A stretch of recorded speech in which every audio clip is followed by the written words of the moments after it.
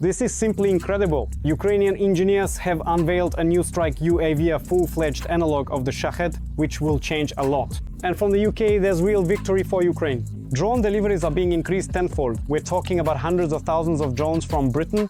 Europe has decided to finish off Russia with sanctions. A powerful decision is already on the table. While Putin makes a shocking statement, the US signs a trade agreement with China and is planning a similar one with India. This is a trap for the Kremlin. At the same time, a real catastrophe has erupted in Russia. The end of the Russian fleet. What does all this mean and where is it leading? Find out in this episode of Hotspot. Sensational news. The Ukrainian equivalent of the Shahed is already in the sky. Ukrainian engineers have unveiled a new UAV capable of competing with Iranian kamikaze drones. This is not a copy, but a technological response to the aerial threat. Find out what the new drone is capable of and why the Kremlin fears it in this episode. The Ukrainian Shahed is no longer a fantasy or just a demand from the public to Ukrainian developers. Now it is a reality called the Batyar UAV. Engineers say that just 6 months ago it existed only on paper. Today it is a fully functional drone that has passed tests and is ready for mass production. Ukraine today holds a leading position in drone production worldwide. No other country in the world produces more drones than Ukraine. We produce more than China, and we manufacture them using localized Ukrainian components. It is known that the Batyar drone has a range of 800 kilometers. By the way, that's farther than the distance, say, to Krasnodar, Voronezh, Volgograd or Saratov. And of course, it easily covers the distance to Moscow. Initially, the drone was conceived as a strike kamikaze UAV for long-range attacks. However, during development, the Ukrainian Shahed was made universal. We can use the same drone as a decoy, a bomber, or as a frontline kamikaze drone. It all depends on the payload we put on it and the software we use. It's almost impossible not to notice that the drone itself looks and functions very much like a Shahed. And designers themselves do not hide the fact that they use the Iranian development as a basis, but replace the components with Ukrainian and Western ones. If we're talking specifically about this drone, yes, it's smaller, but it looks very similar to the Iranian Shahed because of the wing geometry and certain design features. In Russia, they just stick a label on it. And when we talk about its future use, in principle, this drone can effectively strike targets located at such a distance. Among the known characteristics is also the drone's warhead. Here, however, it is significantly inferior to the original Shaheds modified by the Russians, 18 kilograms versus 50, and in some cases even 90 kilograms. However, experts say that Ukraine developed this weapon not against civilian, but against military targets. And for such tasks, this warhead is quite sufficient. Not a single Shahed has ever reached a military target during the entire full-scale war. It is always a weapon of terror, specifically intended to disrupt our lives. Accordingly, when we develop any equipment, we immediately state that Ukrainian engineers design it to target the enemy's military infrastructure. One of the main tasks the developers recall was to create a lightweight drone. By the way, the Batyar ended up weighing only 60 kilograms. It was also important that the UAV could be launched from a catapult or a vehicle to avoid bulky launch systems. This was also successfully implemented. However, the developers consider its guidance system to be its standout feature. It is claimed that when diving steeply towards its target, the drone is able to stay on course and strike precisely at the designated coordinates, even if it has been damaged. At the same time, it is known that the Batyar is far from the only Ukrainian analog of the Shahed. Naturally, not all developments are revealed to the general public. However, the number of drones of this type in the Ukrainian armed forces will soon increase significantly. Currently, about 5 to 10 different manufacturers have presented their drones, which in terms of specifications are actually close to or at least comparable with Shahed drones, both in terms of flight range and the types of munitions they can use. To those critics who complain about the smaller warhead of the Batyar compared to Russian Shaheds, it's important to understand that Ukraine is not repeating Russia's approach by focusing solely on upgrading a single type of drone. For different tasks, the defense forces use different types of drones, including ones with much larger payloads. And importantly, these are also produced in Ukraine. As of today, when it comes to Ukrainian drones, their range has now surpassed 100 different models. And the principle of our engineers to make things simpler but in greater number allows domestic drones to be produced not just by the thousands, but by the hundreds of thousands each month. The same fate awaits the Batyar UAV. DS is preparing a new strike against Russia. What exactly are they proposing and why is this important right now? This sanction strike is meant to finish off the Russian Federation. Meanwhile, the US has pulled off something unexpected. New deals with China and India, important partners of Russia, and an urgent statement from Putin that surprised everyone. What does this mean for Russia? Find out in this episode. Could Ukraine's accession to the European Union really be close? The President of the European Council, Antonio Costa, and the President of the European Commission, Ursula von der Leyen, have declared their strong support for Ukraine on its path to membership in the European Union.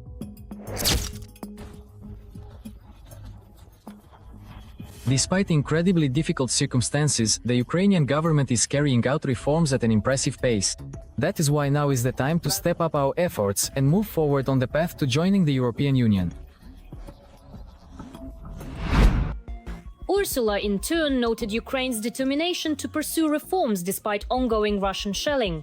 At this point, the main problem in this context remains Viktor Orban and his Hungary, who constantly criticize and cast doubt on Ukraine's membership.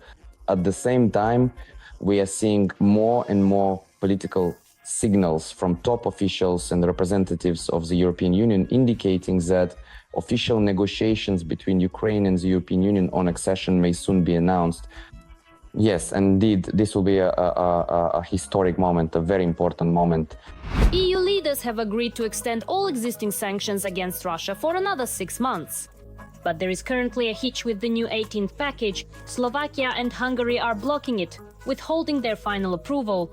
Discussions are ongoing, and a decision may be made in the coming days. As for the package, I think in principle it will be adopted. In fact, from the positions of both Hungary and Slovakia, we haven't seen anything new. It was the same with most of the sanction packages that were imposed on Russia. They were just repeated. So it's partly political bargaining, partly Orban and Fico working off Russian money. During his speech at the European Council, Volodymyr Zelensky also reminded everyone of the importance of strengthening sanctions against Russia and providing military support to Ukraine. There, the president of Ukraine also spoke about Putin's dream. This is a true Putin's dream to truly see.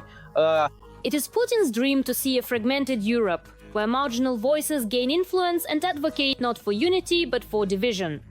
That is why Russia supports anyone who tries to weaken Europe from within, no matter how extreme they are. Most of you clearly see this threat and are standing up to it. Clearly, and are standing against it. The White House has confirmed the possibility of providing Ukraine with additional Patriot missiles was discussed, but the details are unofficial and remained within the private conversation between Trump and Zelensky. And today, analysts and European politicians, for the most part, very cautiously, but still are anticipating a potential shift in Trump's attitude toward Putin.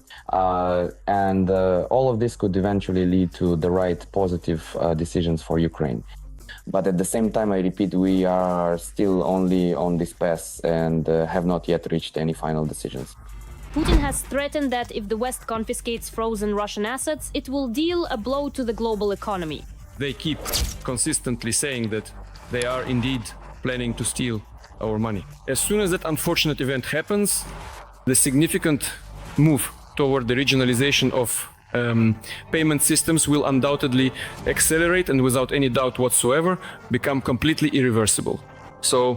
Overall, this is actually beneficial for the global economy. Maybe it's even worth paying for that. Is he really that worried about his money? Putin understands economics as well as his Buryat fighters understand conquering Kyiv. These are just more of Putin's convulsions and yet another delusion he's trying to impose primarily on his domestic audience. No one seriously within the framework of Europe, within the Western world or the world as a whole, sees this story as something that could actually happen. Meanwhile, Trump announced that he has signed a trade agreement with China. And apparently, that's not enough for him. After all, the next country in line to sign such an agreement will be India. The Ukrainian armed forces have created new drone units. The army is strengthening its drone capabilities. FPV strikes are already being carried out against the enemy in the Kramatorsk direction. Meanwhile, Moscow is luring African women to work in military factories. Women are being recruited to produce drones for the war against Ukraine. How far is the Kremlin willing to go, and will Ukraine be able to respond? Find out in this episode. A new unit of unmanned systems forces has been created in the Ukrainian armed forces, officially incorporating the units from the drone line project. This was reported by Major Robert Brovdi, commander of the UAV forces of the Ukrainian armed forces, as he summed up his first week in the position. According to him, as part of the 100-day development plan, one of the key stages is already being implemented, namely, a unified operational concept is being formed, standardized procedures for drone deployment are being introduced from reconnaissance and planning to combat operations and analysis. In addition, automated tracking of needs, expenditures and results is being implemented, replacing paper-based reporting and fragmented approaches. Among the main objectives are the creation of a unified management center, the standardization of tactics for tracking and reporting on drones, the analysis of the effectiveness of each UAV deployment, and the optimization of unit placement according to the needs of the front. Now, all units of the new formation will operate within a single command hierarchy. According to Brovdi, the synergy of existing initiatives will quickly increase the effectiveness of drone use on the front lines. Meanwhile, FPV drone strikes are targeting enemy positions in the Kramatorsk direction. FPV drone operators from the 5th Assault Brigade have successfully hit several enemy targets in the Kramatorsk direction.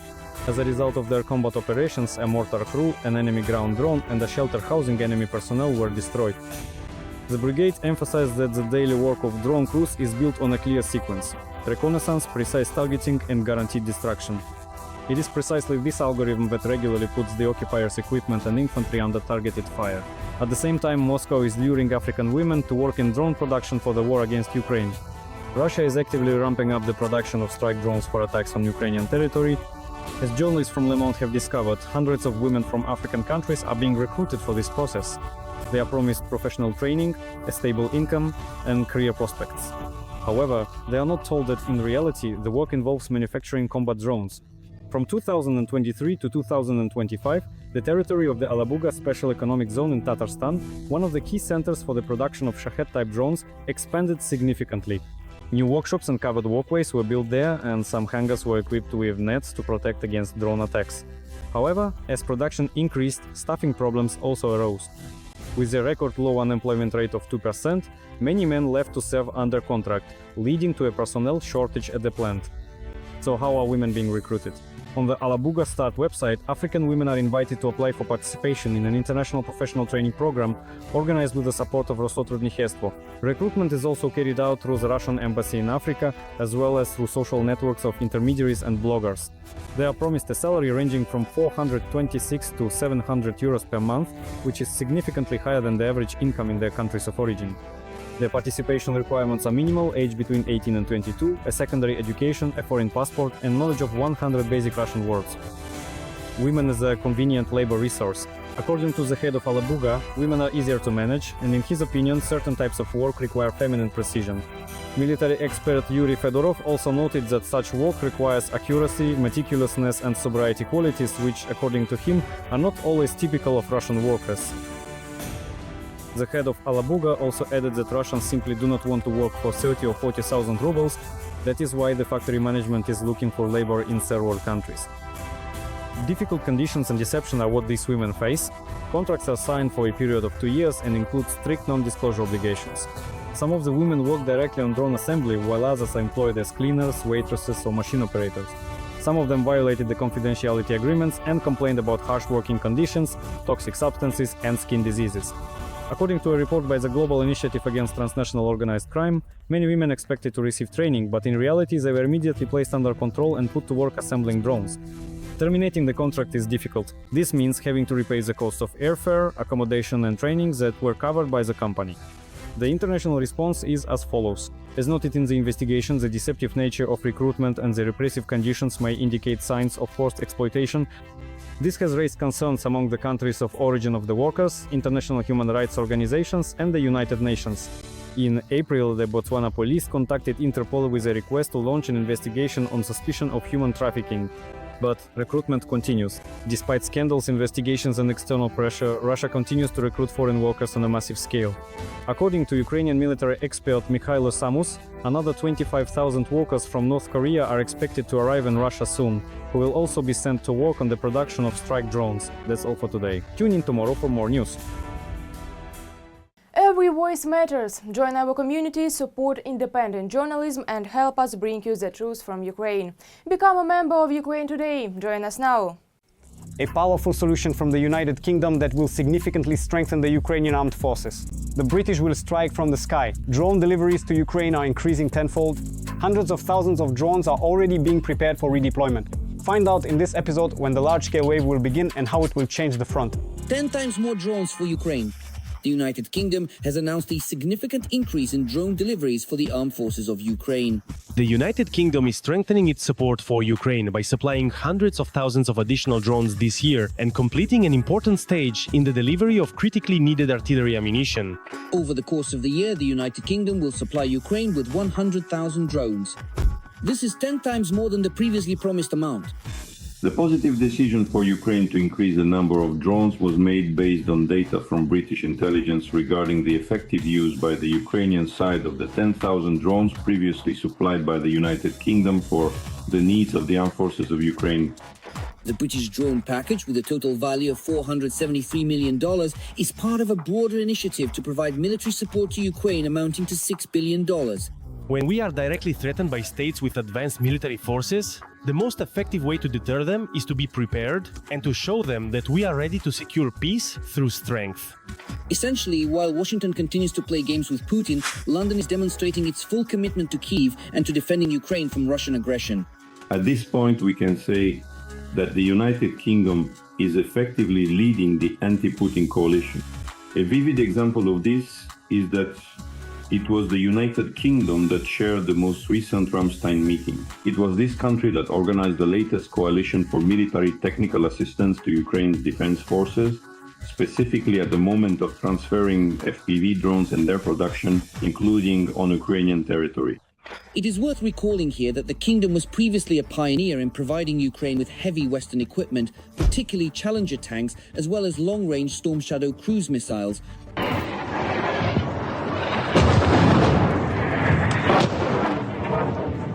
The role of drones on the battlefield against the Russian occupiers cannot be overstated.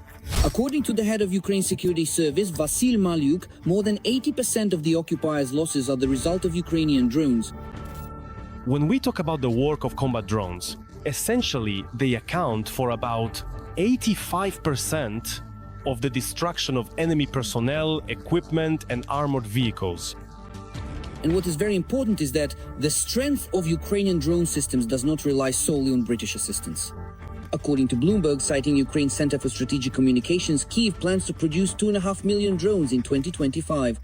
And just recently, the well-known drone operator Robert Madya-Brody was appointed to replace Vadim Sukolevsky as the commander of the Ukrainian Armed Forces drone systems.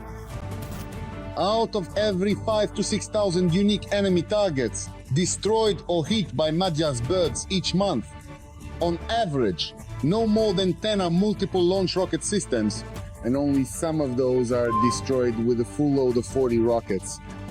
And then it looks like this. Boom, bang, bang. For several years now, Madya has been promoting the interests of drone operators and unmanned aerial vehicles in the armed forces of Ukraine, including the drone line projectile kind of technological shield on the front line. Madya hasn't even started performing his duties yet, and panic has already broken out among the Russian Z forces. Up until now, Madya commanded the 414th Separate Brigade of Unmanned Systems, also known as Madya's Birds, one of the largest and most effective units within the structure of Ukraine's Security Service, SBU. Given that the Ukrainian armed forces are currently implementing the significant drone line project, which importantly involves creating a robust defensive zone with FPV drones, effectively reaching a considerable depth of up to 10 to 20 kilometers, this particular appointment appears quite threatening. Such an assessment of the new commander of the unmanned systems forces by the enemy speaks for itself. Russia's real demise. The economy has cracked, the war is finishing off the Russian fleet and railways. A true catastrophe has struck the Russians. Logistics are falling apart, resources are burning out, and prospects are growing bleaker. Find out what is destroying Russia's economy from within in this episode. Sanctions against Russia's shadow fleet have finally started to work. As a result, Russia's largest shipping company ended the first quarter of this year with a record loss of $393 million, the Kremlin complains. Sovcomflot's revenue has nearly halved, while losses have exceeded income for the first time in the carrier's history. There's nothing unexpected here. Sanctions incredibly low oil prices, and uncertainty about the future. That's our recipe for losses. By the way, Sovconflot has a similar story, as they also published their first quarter results under IFRS. Revenue fell by 30% quarter-on-quarter, EBITDA plummeted by almost 1.5 times, and losses increased as well. At the end of that year, it was $80 million, and now it's almost 400. No wonder. After all, US and EU sanctions have put dozens of Russian tankers out of commission. Just the American restrictions alone affected 69 vessels. And another 74 ships were hit by European sanctions. As a result, part of Putin's expensive shadow fleet is sitting idle, clients are refusing their services, and contract settlements are under threat. There are plans to impose restrictions on another 17 individuals and 58 legal entities, as well as to block 189 new vessels transporting Russian oil, weapons, and stolen Ukrainian grain. In total, 342 vessels will now be subject to restrictions. Especially important, the strict sanctions will target not only companies from Russia, but also from third countries, specifically Turkey, Vietnam, Uzbekistan, and the United Arab Emirates, which have helped the Russian military-industrial complex circumvent restrictions and supplied components for drones and missiles. It's not just the shadow fleet dragging Sovconflot down. Another Russian giant, Russian Railways RZD, is also being pulled under. So this is in essence a significant symptom and a clear sign of more pervasive global process, specifically the overall and fundamental changes occurring within the Russian economy. For example, Russian Railways freight shipments have plummeted to a 15-year low. Just since the beginning of the year, volumes have dropped by 6.8%, and by the end of 2025, analysts predict that Russian Railways could lose more than a third of its orders. This means that the workforce will need to be downsized, employees will have to be laid off, and this is a sector that is very significant for job creation in all economies in every country. Russia is no exception here. That is, we're talking about millions of people who will suddenly lose their jobs. But if new workers are needed, the Kremlin will no longer be able to hire them. Russian train drivers are refusing to go to work en masse, especially after the videos released the day before by the main intelligence directorate. Its drones struck a train carrying fuel in the temporarily occupied territory of the Zaporizhzhia region. Russian Railways is trying to operate under these conditions and at a loss to itself, but without success. Its main clients are massively cutting back on shipments. And coal transportation, which before the full-scale war brought in the lion's share of income for Putin's railways, has almost completely dried up by 2025. With coal exports. In this regard, Russia is one of the world leaders, and our main market, Europe, is now essentially close to Russian coal, which is causing corresponding social upheaval, social consequences, and the closure of enterprises. Check, my friends, no matter how many beautiful stories and fairy tales they tell us about everything being fine and that we have a plan, there is no plan at all. The only hope is for higher powers. But even they are unlikely to save the largest Russian companies from inevitable bankruptcy.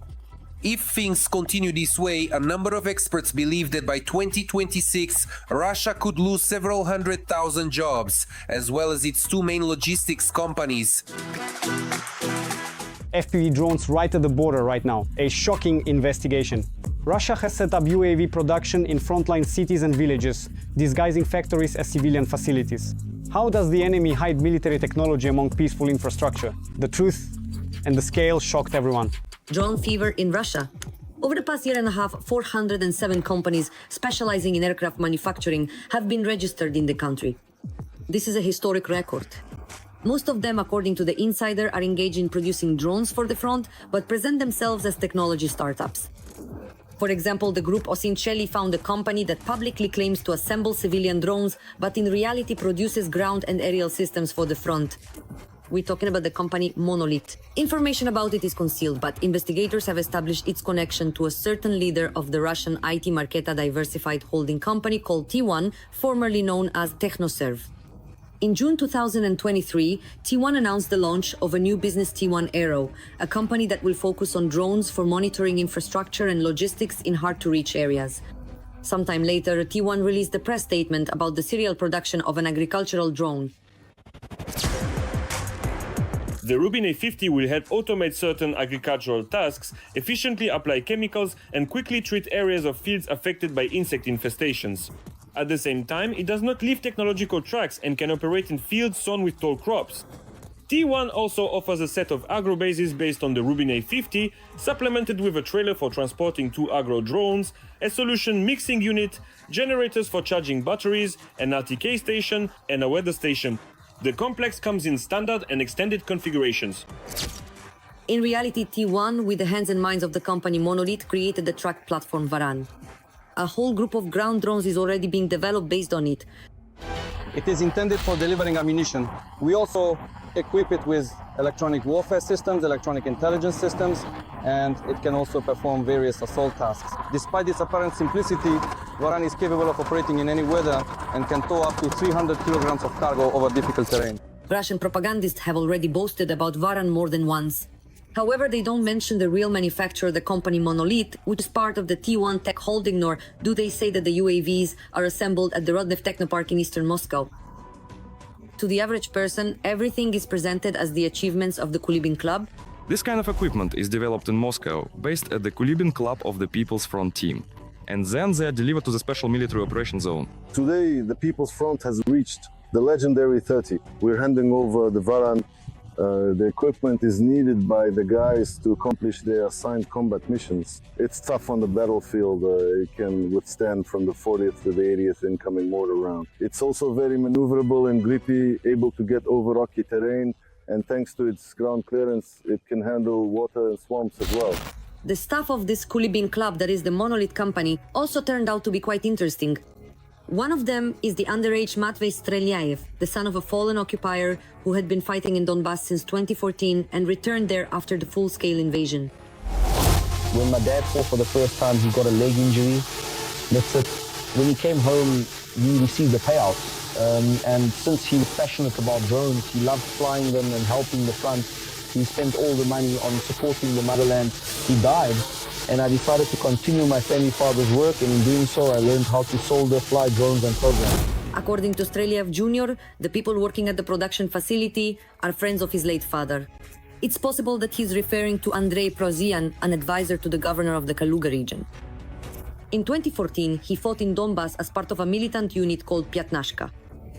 OSINT analysts have identified information on more than 24 Russians, both management and rank-and-file employees of the defense enterprise that is masquerading as a civilian company. Many of them have real combat experience and years of work in the Russian military-industrial complex. Interestingly, even natives of Ukraine appear on this list. Every day, they contribute to the genocide of Ukrainians.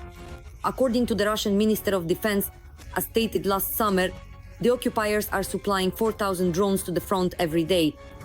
Interestingly, the state order specifically for civilian drones, which is only 3,000 units per year, has not been fulfilled in Russia. That's all for today. Subscribe to the channel, like and leave your comments. And catch other news in the next episode of Hotspot.